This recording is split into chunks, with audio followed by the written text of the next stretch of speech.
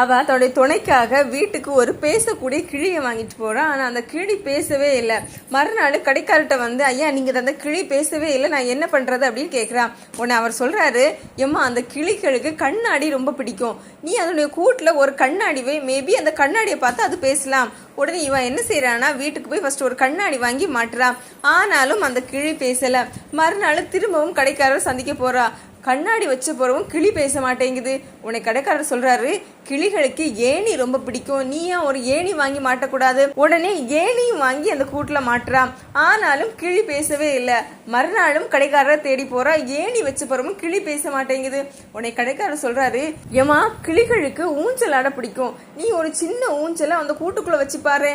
மறுநாள் ஊஞ்சலையும் வச்சு பாக்குற, ஆனாலும் கிளி பேசல. மறுநாள் கடைக்காரர் பார்க்க வரும்போது ரொம்ப அழுதுட்டே வேற. அப்ப கடைக்காரர் கேட்கிறாரு, ஏமா என்ன ஆச்சு? உன்னை அவன் சொல்றா, கிளி வந்து செத்து போயிடுச்சு.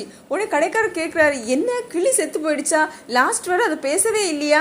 உன்னை அவன் சொல்றா, கிளி சாக முன்ன எங்கிட்ட ஒண்ணு பேசுச்சு. உடனே கடைக்காரர் ஆவல, அப்படி அந்த கிளி உங்ககிட்ட என்ன சொல்லுச்சு அப்படின்னு கேக்குறாரு.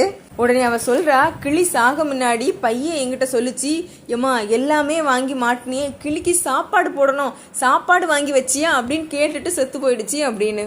எது வாழ்க்கைக்கு தேவையோ அதை விட்டுட்டு தேவையில்லாத எல்லாத்துக்குமே நம்ம முக்கியத்துவம் கொடுக்கிறோம் அந்த பெண் மாதிரி.